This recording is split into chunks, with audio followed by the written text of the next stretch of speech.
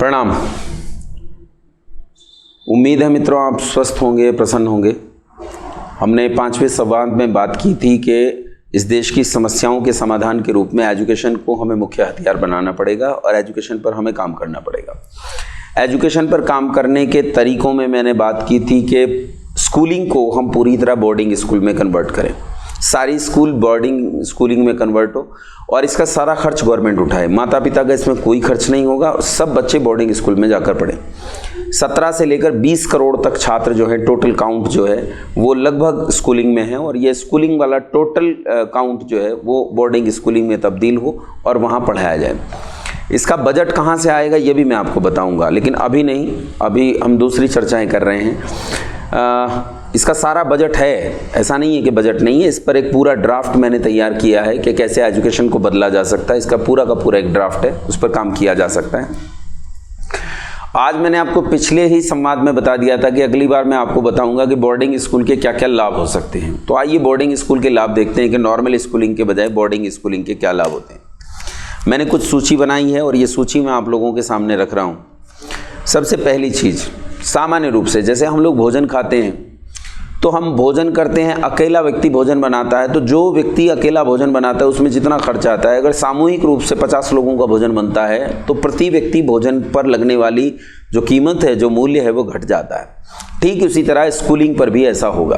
जब ये schooling boarding school के रूप में एक सामूहिक स्कूलिंग होगी जिसमें सामूहिक रूप से किताबों का क्रय होगा या छपना होगा, गवर्नमेंट अपनी किताबें छापेगी, गवर्नमेंट अपने ड्रेसेस छापेगी, गवर्नमेंट अपना सब कुछ अपना करेगी जो स्कूल के भीतर चल रहा है। एक एक चीज़, चाहे भोजन हो, चाहे कपड़े हों, चाहे उनका जो बोर्डिंग खर्च हैं वो हों, चाहे उनके स्कूलिंग खर्च, जो ट्यूशन खर्च हैं, पढ़ाने का जो खर्च है वो सारा का सारा हो, ये सब सामूहिक रूप में होगा तो देश का जो खर्च है वो बहुत डाउन आएगा। ये शिक्षा सस्ती होगी, शिक्षा महंगी नहीं होगी।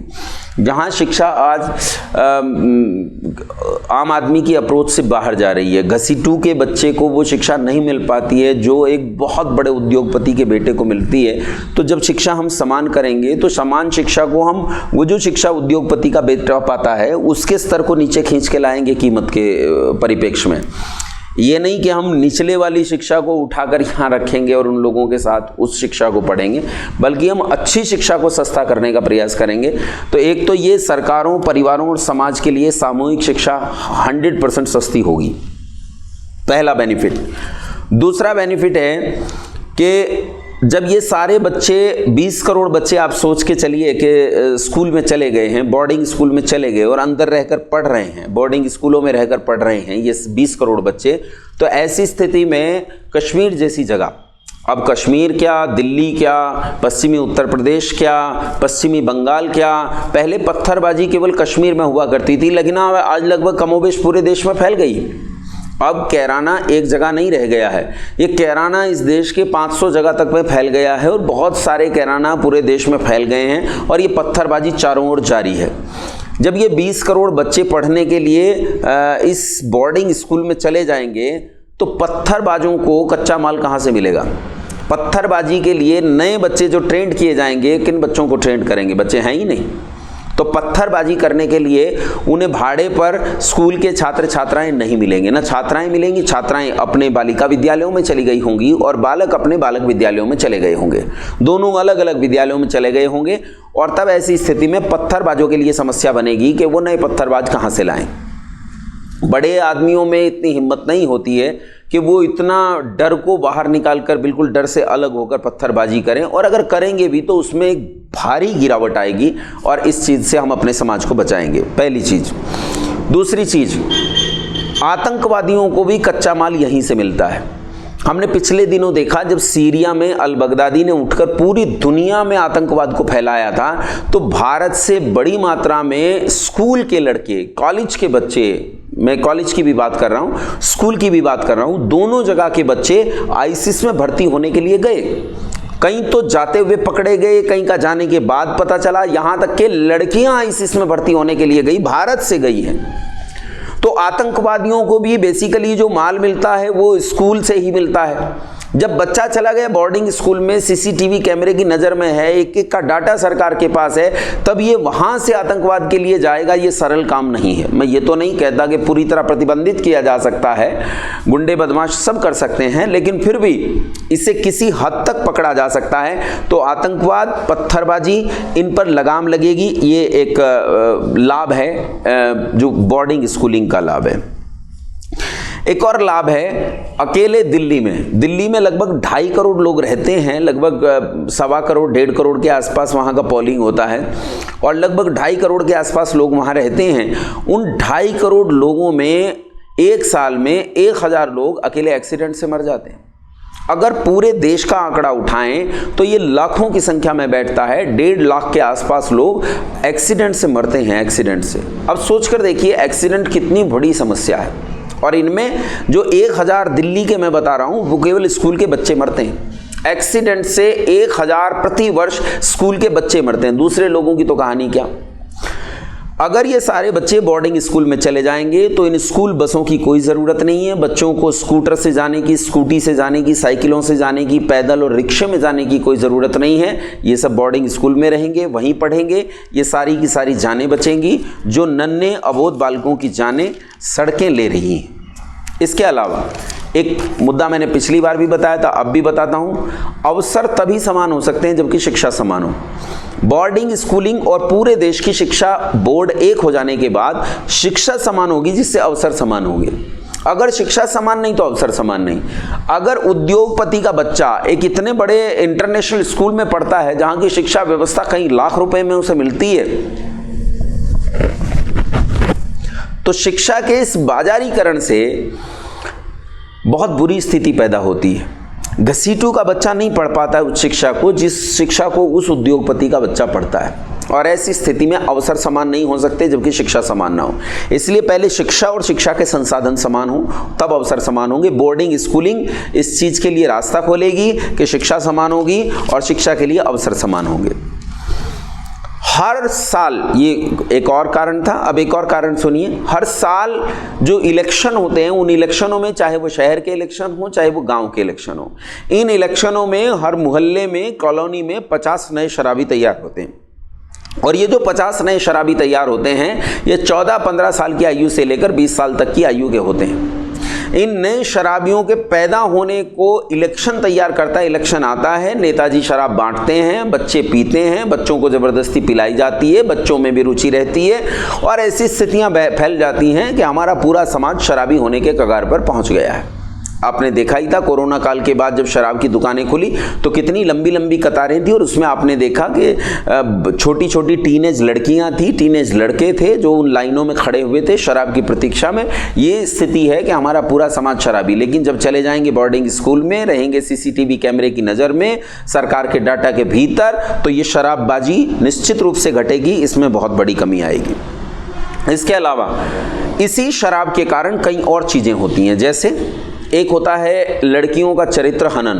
इन शराबियों के कारण, ये नए और पुराने जो शराबी होते हैं, इनके कारण हमारी बच्चियां जो स्कूल जाती हैं उनका चरित्र हनन होता है, उनके साथ छेड़छाड़ होती है, यहाँ तक के बलात्कार होते हैं, यहाँ तक के छोटी बच्चियों तक के बलात्कार होते हैं। ये सब घटेगा तो उस पर भी निश्चित रूप से गाज पड़ेगी। इससे भी ज़्यादा खतरनाक एक और चीज़ चल पड़ी है, पोर्न वीडियो। आपका फ़ोन जिसमें आप ये वीडियो देख रहे हैं, इसी फ़ोन में 90% तो पोर्न ही है।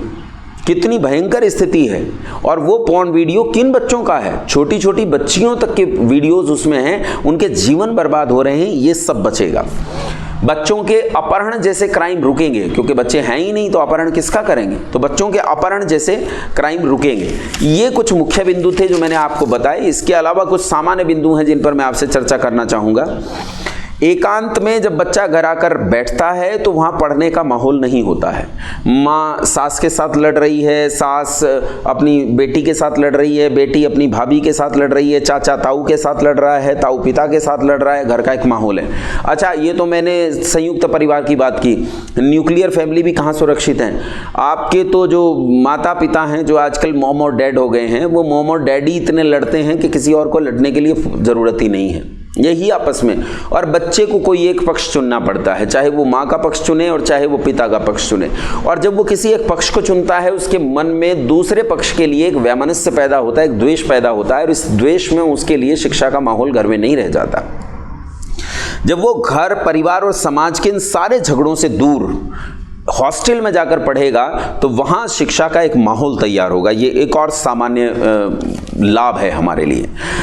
एक और चीज़ है कि घर में बच्चा लड्डू गोपाल होता है। माँ उठाएगी, माँ लुटाएगी, माँ बिठाएगी, माँ खिलाएगी, माँ पिलाएगी, माँ टाई बांधेगी, माँ कपड़े खोलेगी, माँ बैग लगाएगी, यहाँ तक कि होमवर्क भी माँ करेगी।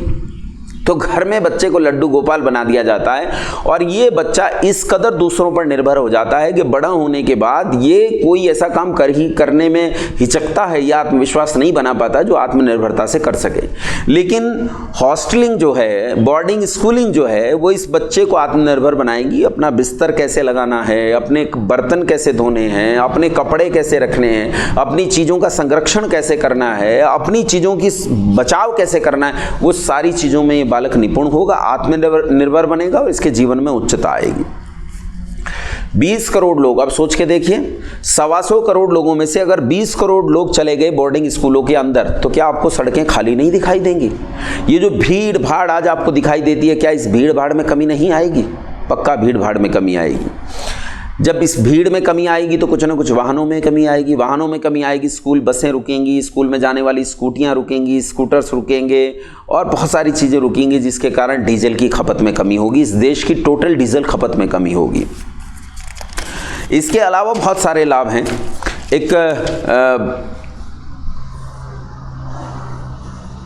जहाँ शिक्षा व्यवस्था ठीक नहीं है, मान लीजिए कहीं शिक्षा व्यवस्था ठीक नहीं है, आसपास स्कूल होते हैं तो लोगों को वहीं पढ़ाना पड़ता है, लेकिन बोर्डिंग स्कूलिंग हमें ये एक विकल्प देगा। ये या तो सरकार उन क्षेत्रों में जाकर बोर्डिंग स्कूलों को खोले और वहाँ अच्छे बोर्डिंग स्कूल दे, और अगर नहीं देती है तो ये लोग कहीं दूसरे बोर्डिंग स्कूल में जाकर पढ़ सकते हैं, क्योंकि शिक्षा फ्री ऑफ कॉस्ट रहेगी, इसलिए दूर जाकर पढ़ने में भी कोई समस्या नहीं है। माँ की गोद से दूर बच्चा व्यापक सोच वाला बनेगा और एक अच्छा नागरिक बनेगा। जापान की उन्नति में एक बहुत बड़ा महत्वपूर्ण बिंदु ये है, मैं आपको बताऊं कि जापान जब दूसरे विश्व युद्ध के बाद एक उन्नति के मार्ग पर बढ़ना चाहता था, तो उस समय एक चीज़ हुई कि जापान की सेना को ख़त्म कर दिया गया। जापान की सेना खत्म हुई तो सैनिकों और सेनाधिकारियों का क्या करें, ये कहाँ जाएंगे, उन्हें निकाल दिया गया, वो सेना खत्म कर दी गई, तो फिर क्या करें। इन लोगों ने उद्योगों में पैर रखा, ये दुकानों पर गए, इंडस्ट्री में गए और बहुत सारी चीज़ों में इन्होंने पाँव रखा और वहाँ काम करना शुरू किया। क्योंकि ये सैनिक थे, सेना से निकल कर आए थे, इसलिए डिसिप्लिन के पक्के थे। 10 बजे का मतलब 10 बजे, ये बहुत डिसिप्लिन थे, इनकी पूरी लाइफ डिसिप्लिन थी, इसीलिए उनके उद्योग में, उनके व्यापार में, उनके समाज में एक डिसिप्लिन आ गया, क्योंकि सेना आ गई। वो खुद तो डिसिप्लिन थे ही, लेकिन वो अपने नीचे भी इनडिसिप्लिन लोगों को पसंद नहीं करते थे, इसीलिए पूरे समाज को उन्होंने डिसिप्लिन कर दिया। और उसका परिणाम ये निकला कि 40 साल के अंदर अंदर बर्बाद हो चुके जापान ने बाउंस बैक किया, और बाउंस बैक करके आज जापान दुनिया की सबसे बड़ी अर्थ ताकत बन गया। ये एक लाभ है। बोर्डिंग स्कूल में सरकार ये कोशिश करेगी, मैं जब प्रस्ताव आपके सामने रखूंगा वो एक बिंदु आपके बीच में रख देता हूं, कि वहां सैनिक शिक्षा को अनिवार्य रूप से लागू किया जाए। और जब सैनिक शिक्षा वहां अनिवार्य रूप से लागू होगी तो वहां बच्चों को डिसिप्लिन सिखाया जाएगा, डिसिप्लिन में रखा जाएगा। और जब बच्चे डिसिप्लिन में रहेंगे, अब ये मान लीजिए उन्होंने 10-12 साल अपने पूरे डिसिप्लिन में गुजारे, तो वो डिसिप्लिन उनका स्वभाव बन चुका होगा, उनकी आदत बन चुका होगा, और वो उस डिसिप्लिन को लेकर जब समाज में आएंगे तो चाहे वो एंटरप्रेन्योर बने, चाहे वो IAS अधिकारी बने, चाहे वो सब्जी बेचे, चाहे वो जूता बनाए, वो कुछ भी बनाए, लेकिन ये डिसिप्लिन उसके जीवन में रहेगा, जिससे हमारे समाज, उद्योग धंधे, सामाजिक व्यवहार, इन सब में उन्नति होगी और हम बहुत तेजी से आगे बढ़ेंगे। ये एक और लाभ है। आपने छोटे बच्चों को सड़क पर भीख मांगते हुए देखा होगा। अगर बोर्डिंग स्कूलिंग के बाद जहां हमने 100% बच्चों के लिए लागू कर दिया है कि वो स्कूल में जाकर पढ़ेंगे ही पढ़ेंगे, तो ऐसी स्थिति में सड़कों पर भीख मांगने वाले बच्चों को पुलिस पकड़ेगी। पुलिस बच्चे से पता चलाएगी उस सोर्स का जिसने उसे भीख के लिए बिठाया है, उस सोर्स को पकड़कर जेल में डाल दिया जाएगा और इस बच्चे को बोर्डिंग स्कूल में डाल दिया जाएगा। पूरे देश की भीख वृत्ति घटेगी और बच्चों को लूले लंगड़े करके, उन्हें काने और अंधे करके, उनका जीवन बर्बाद करके जो भीख वृत्ति को, एक भीख की इंडस्ट्री को बढ़ावा दिया जाता है, वो सारा का सारा रुकेगा बोर्डिंग स्कूल से। आजकल एक, हालांकि ये थोड़ा सा विवादास्पद है, फिर भी कह देता हूं, आजकल एक शब्द चलता है लव जिहाद। कुछ लोग मानते हैं लव जिहाद है, कुछ लोग मानते हैं लव जिहाद नहीं है। मैं कहता हूं बोर्डिंग स्कूलिंग इन दोनों के लिए अच्छा है। जो लोग ये मान रहे हैं, जिनमें मैं भी एक हूं, कि लव जिहाद चलता है, तो लव जिहाद जो चल रहा है, जब बालिकाएं अपने विद्यालय में चली गई और बालक अपने विद्यालय में चले गए, तो ये लव जिहाद वाला मामला जीरो हो गया, इसका कोई औचित्य नहीं बनता। और मैं उनके लिए भी एक बेनिफिशियल बात बताता हूं, जो लोग ये मानते हैं कि लव जिहाद जैसी कोई चीज़ नहीं है। ठीक है भैया, तुम आरोप मुक्त हो जाओगे, तुम्हारे लिए भी तो बढ़िया है। बच्चे सब चले गए बोर्डिंग स्कूल में, तुम आरोप मुक्त हो जाओगे, क्योंकि अब लव जिहाद जैसी चीज़ वास्तव में नहीं है, अब रहेगी ही नहीं। इसके अलावा शैक्षिक गुणवत्ता में सुधार होगा। जब बालक वहीं रहकर पढ़ेगा तो उसकी एक एक चीज़ पर, जैसे मैंने जो प्रस्ताव तैयार किया आपके बीच में रखूंगा, मैं 19 जून में जो कार्यक्रम कर रहा हूं उसमें आपके बीच में रखूंगा उसके बहुत सारे बिंदु। तो 19 जून के उन बिंदुओं में मैं आपको बताऊंगा कि वहाँ जो अध्यापक पढ़ाएंगे, वहाँ जो कर्मचारी काम करेंगे, उनका फीडबैक लिया जाएगा बच्चों से भी और आगंतुकों से भी, और उन्हें नंबर्स दिए जाएंगे जैसे आजकल कंपनीज देती हैं, और इसी से उनका डिमोशन और प्रमोशन होगा। इससे वो अपने कार्य व्यवहार को, कार्य क्षेत्र को ठीक रखेंगे, जिससे शैक्षिक गुणवत्ता में उन्नयन होगा। ये मैंने संक्षेप में बताया, शायद आपकी समझ में आएगा भी नहीं, क्योंकि जब तक मैं इसे अच्छे से व्याख्यात करके ना बताऊं तो शायद समझ में नहीं आएगा, मुझे ऐसा लगता है। हो सकता है आपकी समझ में आ भी गया हो, लेकिन ये मैंने कुछ लाभ बताए कि ये बोर्डिंग स्कूलिंग के लाभ हो सकते हैं। मैं आपके प्रश्न, आपके सुझाव आमंत्रित करता हूँ कि देश की पूरी शिक्षा को बदलने के लिए हम जो बोर्डिंग स्कूलिंग का एक आपके सामने प्रस्ताव दे रहे हैं, ये कितना उचित है, कितना सही है, और कैसे हम इसे बदल सकते हैं और कैसे इसमें काम कर सकते हैं। तो आपके सुझाव और प्रश्न आमंत्रित हैं। इसके अलावा फिर एक वही बात बार बार जो मैं आपसे कह रहा हूँ, 19 जून को मैं एक कार्यक्रम कर रहा हूँ फिजिकल लेवल पे। अब तक मैं गूगल मीट और दूसरे डिजिटल माध्यमों से आपके बीच में रहा, मैं फिजिकली आपके बीच में आना चाहता हूँ। तो उसके लिए गुरुकुल में हमने कार्यक्रम रखा है, आप सादर आमंत्रित हैं। 19 तारीख में 10 बजे तक ये कार्यक्रम शुरू हो जाएगा, 19 जून में। आपसे उम्मीद करता हूँ कि आप 19 जून, जो नज़दीक के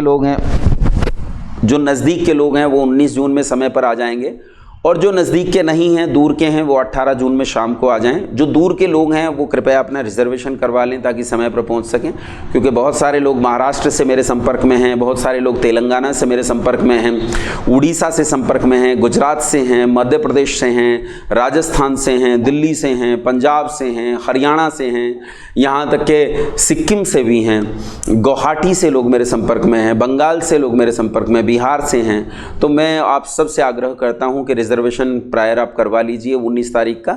मुजफ्फरनगर ये जनपद है, मुजफ्फरनगर का ना मिले रिजर्वेशन तो दिल्ली का करवा लीजिए। दिल्ली से 24 घंटे गुरुकुल बिल्कुल हाईवे पर है, यहाँ तक के लिए बसें चलती हैं, ट्रेन चलती हैं, 24 घंटे चलती हैं, आपको सब तरह की सुविधाएँ। नीचे इस वीडियो के डिस्क्रिप्शन में आर्ष विद्याकुलम वेबसाइट का लिंक दिया गया है, उस पर जाकर आप फॉर्म भर दीजिए ताकि मुझे पता चल जाए कितने लोग आने वाले हैं और मैं व्यवस्थाओं को अच्छे से कर सकूं। यहाँ आई बटन पर आप क्लिक करके मेरी पुरानी जो वीडियोज़ हैं वो सारी देख सकते हैं। वीडियो बनाना, वीडियो दिखाना मेरा मकसद नहीं है, मेरा मकसद है कि ये सूरत बदलनी चाहिए। मैं कोशिश ये कर रहा हूँ कि ये जो शिक्षा का कार्यक्रम मैं लेके चल रहा हूँ, शिक्षा को हम देश में एक व्यापक चर्चा के तौर पे उठाएं। मैं सारी बढ़िया चर्चा लेके नहीं आ सकता, लेकिन अगर बहुत सारे लोग इस काम पे लगेंगे तो हम एक अच्छी चर्चा, एक स्वस्थ चर्चा पैदा कर पाएंगे, और जिस स्वस्थ चर्चा के आधार पर इस देश में शिक्षा के क्षेत्र में कम से कम हम व्यवस्था परिवर्तन कर सकेंगे। तो यहाँ मैं आपके प्रश्न और सुझाव जो मैंने आमंत्रित किए हैं, अगली वीडियो में मैं आपके प्रश्नों और सुझावों के जवाब दूंगा, जो भी प्रश्न और सुझाव आपके मेरी पिछली सारी वीडियो पे रहे होंगे, क्योंकि ये हमारा छठा संवाद है। यहाँ शिक्षा का जो मेरा मुझे कहना था वो मैं कह चुका। अब आपके प्रश्नों के उत्तर देना और आपके सुझावों को स्वीकार करना, यही मेरे लिए बचता है। इसके बाद अब दूसरा मुद्दा मेरा जो है वो सुरक्षा का है, तो अगला 7वां संवाद जो है मैं सुरक्षा पर करूँगा। उम्मीद है आप सुनते रहेंगे, जुड़े रहेंगे। स्वस्थ रहिए, प्रसन्न रहिए। प्रणाम।